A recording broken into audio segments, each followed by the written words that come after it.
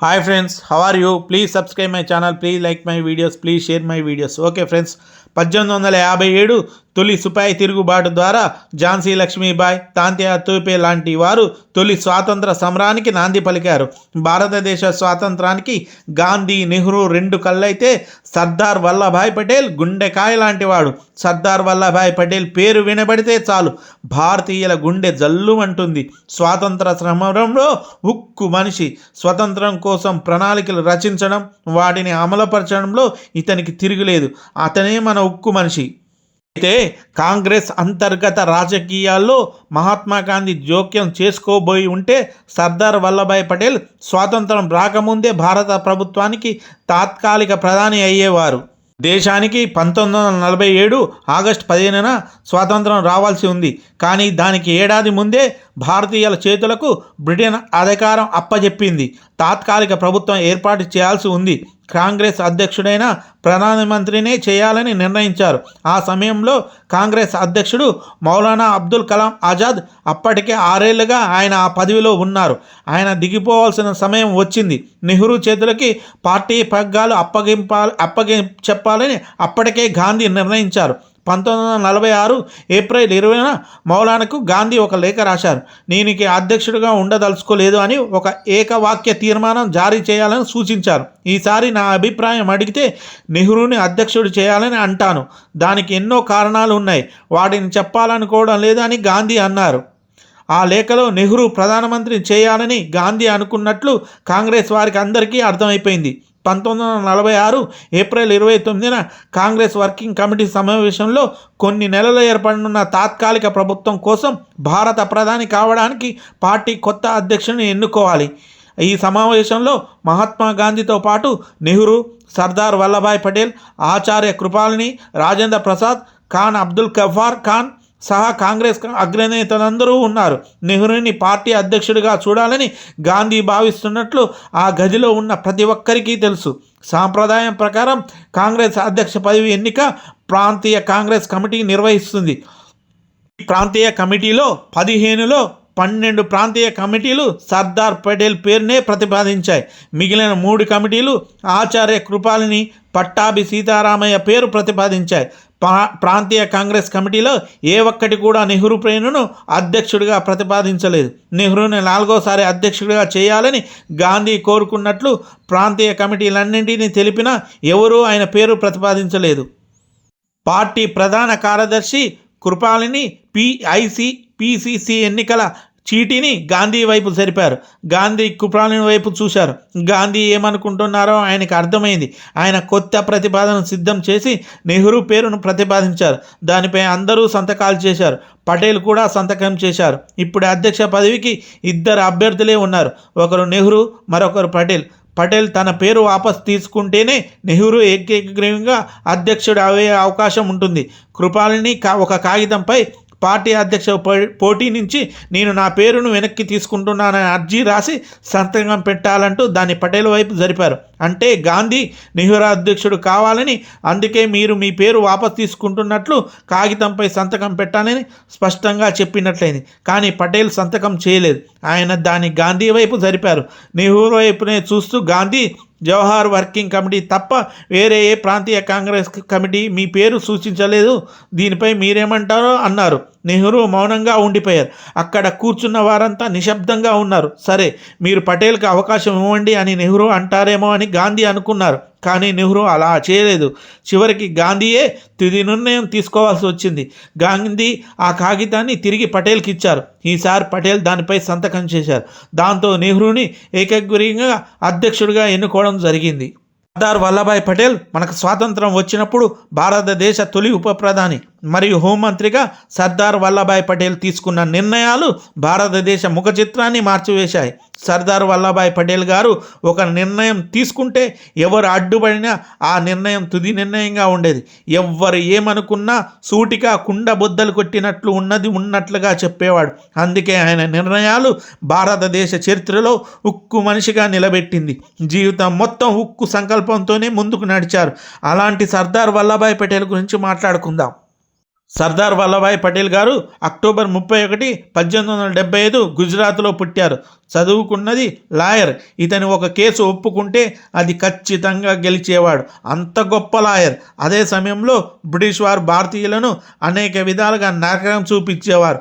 అలాంటి బ్రిటిష్ వారిని చూసినప్పుడు పటేల్ కోపం కట్టలు తెంచుకునేది. అతని గుండె కసితో రగిలేది. కళ్ళు చింత నిప్పుల్లా అవ్వేవి. ఎక్కడి నుంచో ఇక్కడికి వచ్చిన ఈ బ్రిటిష్ వాడు మన బతుకులపై మనపై అధికారం చెలాయించడం ఏమిటి అని మండిపడేవాడు. ఒక 3 సంవత్సరాలు గుజరాత్లో తీవ్రమైన కరువు పరిస్థితులు నెలకొన్నాయి. వర్షాలు కురవకపోవడంతో రైతులు పంటలు పండకపోవడంతో రైతులు ఆత్మహత్యలు చేసుకుంటున్నారు. అలాంటి సమయంలో బ్రిటిష్ వారు పన్ను కట్టలేదని ప్రస్తుత ఆస్తులను, రైతుల పొలాలను ఆక్రమించుకోవడం, అడ్డు వచ్చిన వారిని ఏనుగులతో తొక్కించడం, కొరడాలతో కొట్టడం, ఇంకా ఎదురు తిరిగితే కాల్చి చంపడం చేసేవారు. దానిని చూసి సహించలేకపోయాడు పటేల్. ప్రజలందరినీ ఒక తాటిపైకి తెచ్చి ఉద్యమాన్ని నడిపించాడు. ఎవ్వరు పన్నులు చెల్లించవద్దని చెప్పాడు. బ్రిటిష్ అధికారులు సర్దార్ వల్లభాయ్ పటేల్ మాటలు చూసి భయపడి పటేల్ను అరెస్టు చేశారు. పటేల్ను అరెస్టు చేసిన అతనిచ్చిన స్ఫూర్తి ప్రజల గుండెల్లో నిండిపోయింది. దీంతో ప్రజలందరూ ఒకటే మాట, మేమెవరూ పన్నులు కట్టం. దీంతో బ్రిటిష్ వారు ఏం చేయాలో తెలియక ఆ సంవత్సరం పన్నులను రద్దు చేశారు. అది పటేల్ ప్రజలలో నింపిన స్వాతంత్ర స్ఫూర్తి. ఇదే పటేల్ బ్రిటిష్ వారిపై తొలి విజయం. ఆ విజయంతో పటేల్ ప్రజల్లో ఒక దేవుడైపోయాడు. దీంతో పటేల్ ధీరత్వానికి మురిసిన ప్రజలు, ప్రత్యేకించి మహిళలు పటేల్ సర్దార్ అని బిరుదు ఇచ్చారు. అప్పటి నుంచే పటేల్ సర్దార్ వల్లభాయ్ పటేల్ అయినాడు. 35 సంవత్సరాల వయసులో ఇంగ్లాండ్కి వెళ్ళి ఉన్నత చదువులు పూర్తి చేసి తరువాత అహ్మదాబాదులో నివసించారు. మొదట బ్రిటిష్ వారు లాగానే బట్టలు ధరించేవాడు. తర్వాత ఆ బట్టలను పక్కన పడేసి ఖాదీ ధరించడం మొదలుపెట్టారు. అంతేకాకుండా స్వతంత్రం కోసం లాయర్ వృత్తిని పక్కన పెట్టి భారతదేశ స్వాతంత్రం కోసం పోరాడు. అక్కడి నుంచి పటేల్ స్వతంత్రం కోసం అనేక ప్రణాళికలు రచించడం, నిర్ణయాలు తీసుకోవడం మొదలైంది. దేశవ్యాప్తంగా బ్రిటిష్ పాలనకు వ్యతిరేకంగా ఉద్యమాలు ఊపందుకున్నాయి. గుజరాత్లో స్వతంత్ర ఉద్యమాన్ని పటేల్ ముందుండి నడిపిస్తున్నాడు. అలాంటి సమయంలో గాంధీజీ సహాయక నిరాకరణ ఉద్యమానికి పిలుపునిచ్చారు. ఆ పిలుపుతో గుజరాత్ మొత్తం సహాయక నిరాకరణ ఉద్యమాన్ని విజయవంతం చేశారు పటేల్. గాంధీజీ ఆలోచన తీరుతో ఆకర్షితులైన పటేల్ రాత్రి పగలు తేడా లేకుండా స్వాతంత్ర ఉద్యమం కోసం ఉద్యమించారు. దీంతో బ్రిటిష్ వారు తరచుగా పటేల్ను అరెస్టు చేసి జైలుకు పంపించేవారు.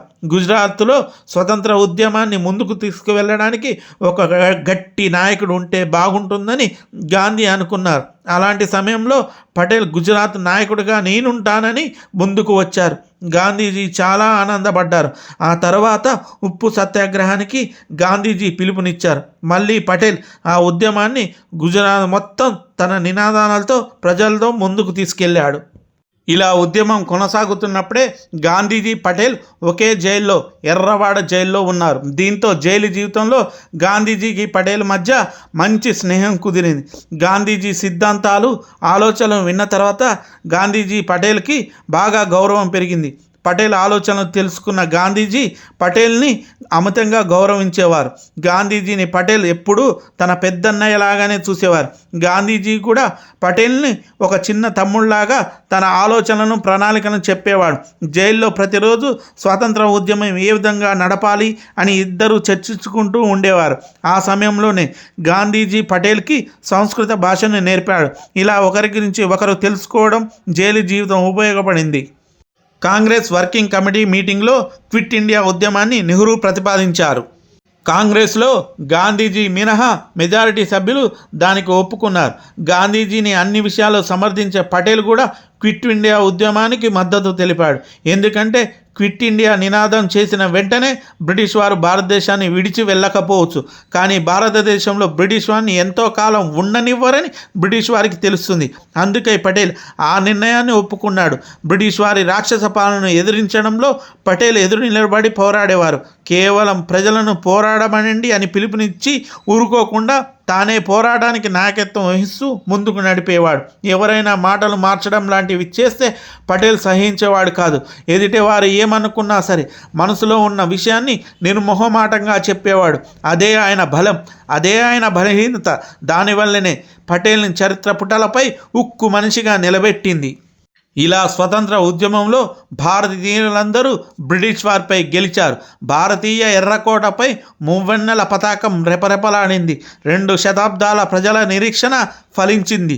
సరిగ్గా అదే సమయంలో అల్లర్లు మొదలయ్యాయి. హిందూ ముస్లిం వర్గాల మధ్య ఘర్షణలు, పాకిస్తాన్ ప్రత్యేక దేశం చేయాలని ఉద్యమాలు. మహమ్మద్ జిన్నా ఆ ఉద్యమానికి సారథ్యం వహించారు. దేశం విడిపోయి పాకిస్తాన్ లాగా ఏర్పడిన తర్వాత ఎవరు ఎక్కడ ఉండాలనుకుంటే అక్కడ ఉండవచ్చు అని పటేల్ పిలుపునిచ్చారు. అయితే ముస్లింలు కొంతమంది పాక్ వైపు పరుగులు తీశారు. పాక్ దేశంలోని ముస్లిమేతరులంతా భారతదేశం వైపు వచ్చారు. ఇలాంటి సమయంలో భయంకరమైన హింస, మతం ప్రాతిపదికంగా దాడులు జరిగాయి. పటేల్ చాలా బాధపడ్డారు. పటేల్ సరిహద్దు గ్రామంలో తిరుగుతూ మత అల్లర్లు పెద్దవి కాకుండా అనేక ప్రసంగాలు చేశారు. పాకిస్తాన్ వెళ్ళే ముస్లింలపై దాడులు చేస్తే పాకిస్తాన్ నుంచి వచ్చే ముస్లిమేతరులపై కూడా దాడులు జరుగుతాయని తెలియజేశారు. అయినా శరణార్థులను, ఆయుధాలు లేని వారిను ఆశ్రయం కోసం వెతుకుతుంటే వారిని వెంటాడి దాడులు చేయడం ఏం న్యాయం, ఏ విధమైన ధర్మం? అందుకే ఎవరిని మతం పేరుతో దాడులు చేసుకోవడానికి వీలు లేదని పటేల్ పిలుపునిచ్చాడు. అయినా ఎక్కడ మత అల్లర్లు ఆగలేదు. పిల్లలు, ముసలివారి అని తేడా లేకుండా అందరి మీద దాడులు చేసి చంపడం మొదలుపెట్టారు. శవాలను గుట్టలుగా పేర్చారు. అందుకోసమే పటేల్ అంటారు, స్వతంత్రం మనకు ఒక సంబరం లాంటిది, ఆనందం. అయితే దేశ విభజన అనేక మంది ప్రాణాలను బలగొంది అని పటేల్ బాధపడేవారు. దీనివల్ల కోట్లాది మంది జనాలు ఉన్న భూమిని కట్టుకున్న ఇళ్లను, ఆస్తులను వదిలి ప్రాణాలను అరచేతులు పెట్టుకుని పరుగులు తీశారు. భవిష్యత్తు ఏంటో అర్థం కాని అయోమయ పరిస్థితి. దానివల్ల ఊర్లు, నగరాలు ఖాళీ అయి భారతదేశం నుండి 72,26,000 మంది ముస్లింలు పాకిస్తాన్కి వెళ్ళిపోయారు. పాకిస్తాన్లోని 72,49,000 మంది ముస్లిమేతరులు భారత్కు వచ్చారు. ఈ సమయంలో జరిగిన కాండ వలన 10 లక్షల మంది ప్రాణాలు కోల్పోయారు. బ్రిటిష్ వారు భారతదేశం వదిలి వెళ్ళిన తర్వాత 500 స్వతంత్ర సంస్థానాలు చెల్లా చెదురుగా ఉన్నాయి. వాటన్నిటినీ భారతదేశాన్ని విలీనం చేయాలని కాంగ్రెస్ ఆలోచన. ఆ సంస్థానాలలో ముస్లిం జనాభా ఎక్కువగా ఉన్న రాజ్యాలు కూడా ఉన్నాయి. వాటిపై పాకిస్తాన్ దేశంగా అవతరించిన తర్వాత వాటిపై పాకిస్తాన్ కన్ను వేసింది. ఎటువంటి అనాలోచిత నిర్ణయాలు తీసుకున్నా దేశంలో మతపరంగా అల్లర్లు జరిగే అవకాశం ఉంటుంది. ఆ క్లిష్ట సమయంలో కాంగ్రెస్ నేతలకు ఏం చేయాలో అర్థం కాలేదు. అప్పుడు గాంధీజీ పటేల్ని పిలిపించి, ఈ పని నీ ఒక్కడి వల్లే జరుగుతుంది, నీవు ఖచ్చితంగా ఈ పని చేయాలి. గాంధీజీ పటేల్ని అడిగారు. నెహ్రూ కూడా ఈ పనిని నీ ఒక్కడి వల్లే అవుతుందని చెప్పారు. అయితే ఆ బాధ్యతను పటేల్ ఒప్పుకున్నారు. సంస్థానాల అధిపతులను పిలిచి వారితో మర్యాదపూర్వకంగా చర్చలు జరుపుతూనే స్వతంత్ర భారత్లో మీరు కూడా భాగస్వాములు కాండి అని వారికి చెప్పారు పటేల్. సంస్థానాలను భారతదేశంలో విలీనం చేసేందుకు ప్రభుత్వం తరపు నుంచి అనేక నజరాలు, పారితోషికాలు ఇస్తామని పటేల్ హామీ ఇచ్చారు. మాట ఇస్తే ఆ మాట మీద నిలబడేవాడు పటేల్. అందుకే ఆయనతో చర్చలు జరిపిన ప్రతి సంస్థానాల అధిపతులు తమ సంస్థానాలను భారతదేశంలో విలీనం చేయడానికి అంగీకరించారు. కేవలం 3 సంస్థానాలు విలీనానికి ముందుకు రాలేదు. అది ఒకటి కాశ్మీర్, జూనాగఢ్, హైదరాబాద్. జూనాగఢ్పై పాకిస్తాన్ కన్నువేసింది. అయితే పటేల్ స్వయంగా జూనాగఢ్ వెళ్ళి అక్కడ ప్రముఖులతో సమావేశం జరిపారు. ప్రజల్లో ఎవరైనా సరే భారత్తో ఉండాలనుకునేవారు ఇక్కడే ఉండిపోవచ్చు, పాకిస్తాన్ వెళ్ళాలనుకునేవారు అక్కడికి వెళ్ళిపోవచ్చు, ఎవరిపైనా ఎలాంటి ఒత్తిడులు ఉండవని ఉద్వేగపూరిత ప్రసంగం చేశారు. మెజారిటీ ప్రజలంతా జూనాగఢ్ భారతదేశంలో విలీనం కావడానికి ఒప్పుకున్నారు. హైదరాబాద్ సంస్థానాన్ని విలీనం చేయడానికి మాత్రం నిజాం నవాబు ఒప్పుకోలేదు. రజాకారు వ్యవస్థ స్థాపకుడైన కాసిం రజ్వీ ఈ విషయంలో పటేల్తో కలిసి హైదరాబాద్ని ఎట్టి పరిస్థితుల్లో భారతదేశంలో విలీనం చేసే ప్రసక్తి లేదని తెలియజేశాడు. అనవసరంగా మా హైదరాబాద్ జోలికి వస్తే భారత సైన్యం ఓడిపోవడం తప్పదని చెప్పారు. హైదరాబాద్ స్వతంత్ర దేశంగా ఉంటూ పాకిస్తాన్లో విలీనం చేయాలని నిజాం ఆలోచనని రజ్వీ చెప్పాడు. అయితే అక్కడ ఉన్నది సర్దార్ వల్లభాయ్ పటేల్. పటేల్ చిరునవ్వు నవ్వుతూనే చర్చలు జరిపిన పటేల్ తన ఉక్కు నిర్ణయాన్ని అప్పుడు వారికి తెలియజేయలేదు. రజ్వీ హైదరాబాద్ వచ్చిన కొద్ది రోజులకే పటేల్ యుద్ధ వ్యూహం అమలు చేశారు. ఆపరేషన్ పోలో పేరిట హైదరాబాద్ సంస్థానాన్ని బలవంతంగా దేశంలో విలీనం చేయాలని పటేల్ వ్యూహరచన చేశారు. సెప్టెంబర్ 18న హైదరాబాద్ భారత్ హస్తగతమైంది. నిజాం నవాబు లొంగిపోవడానికి ముందుకు వచ్చారు. అయితే ఈ క్రమంలో వేలాది మంది నిజాం సైనికులు ప్రాణాలు కోల్పోయారు. హైదరాబాద్ సంస్థానాన్ని విలీనం చేశారో లేక నిజాం నవాబు నిరంకుశన పాలనను విముక్తి చేశారా అనేది ఇప్పటికీ చర్చ జరుగుతూనే ఉంటుంది. అయితే పటేల్కు పూర్తి స్వేచ్ఛ ఇచ్చినట్లయితే కాశ్మీర్ సమస్య కూడా తలెత్తేది కాదని అనేక మంది అభిప్రాయపడ్డారు. హైదరాబాదును జునాగఢ్ను విలీనం చేసినట్లే జమ్మూ కాశ్మీర్ను కూడా విలీనం చేసేవారని అప్పటి నాయకులు చెప్పారు. నెహ్రూ అడ్డుపడడం వల్లనే కాశ్మీర్ని ఏమి చేయలేదని, ఇప్పుడు ఆ కాశ్మీరే అనేక యుద్ధాలకు దారితీస్తుందని అనేక పెద్దలు అభిప్రాయం వ్యక్తం చేశారు. నెహ్రూ కాంగ్రెస్ అధ్యక్షుడిగా ఎన్నికైన తర్వాత జరిగిన 2 ఘటనలు వారి వ్యక్తిత్వాలకు రుజువుగా నిలుస్తాయి. క్యాబినెట్ మిషన్ ప్లాన్ కాంగ్రెస్, ముస్లిం లీగ్ రెండూ అంగీకరించాయి. మరుసటి నెలలో తాత్కాలిక ప్రభుత్వం ఏర్పడనుంది. ఇందులో 2 ప్రతినిధులు పాల్గొనబోతున్నారు. అయితే కాంగ్రెస్, ముస్లిం లీగ్ 2 మిషన్ ప్లాన్లను చెరొక విధంగా అర్థం చేసుకున్నారు. అదే సమయంలో జూలై 7, 1946 నెహ్రూ కాంగ్రెస్ కమిటీ సమావేశాన్ని ఏర్పాటు చేసి ప్రణాళిక ఏంటో వివరించారు. తామెవరితో కలవాలో నిర్ణయించుకునే హక్కు ప్రావిన్సులకు ఉందని కాంగ్రెస్ అభిప్రాయపడింది. కాంగ్రెస్ ప్రభుత్వాలు ఉన్న నార్త్ వెస్ట్ ఫ్రాంటియర్ అస్సాంలు పాకిస్తాన్లో కాక హిందుస్థాన్లో చేరాలని కోరుకున్నట్లు స్పష్టమైంది. అయితే కాంగ్రెస్ వివరణతో జిన్నా సంతృప్తి చెందలేదు. ఆయనకు అర్థమైన మిషన్ ప్లాన్ ప్రకారం ముస్లిం మెజారిటీ ఉన్న పశ్చిమంలో 2 రాష్ట్రాలు ముస్లిం రాష్ట్రాలు గ్రూపుగా చేర్చాలి. ఇక్కడే నెహ్రూ, జిన్నాకు మధ్య తేడా వచ్చింది. కానీ 3 రోజుల తర్వాత జూలై 10, 1946 నెహ్రూ ముంబైలో విలేకరుల సమావేశం నిర్వహించి రాజ్యాంగ సభలో చేరాలని కాంగ్రెస్ నిర్ణయించిందని, అవసరమని భావిస్తే క్యాబినెట్ మిషన్ ప్లాన్ను కూడా మార్చగలదని అన్నారు. క్యాబినెట్ మిషన్ ప్లాన్ మొత్తాన్ని నెహ్రూ తన 1 నిమిషం మీడియా ప్రకటనతో తారుమారు చేశారు. ఈ ప్రకటనతో అఖండ భారతదేశం చివరి ఆశ కూడా లేకుండా పోయింది. అప్పటికే ఆగ్రహంతో ఉన్న జిన్నాకు ఈ నిర్ణయంతో మంచి అవకాశం వచ్చింది.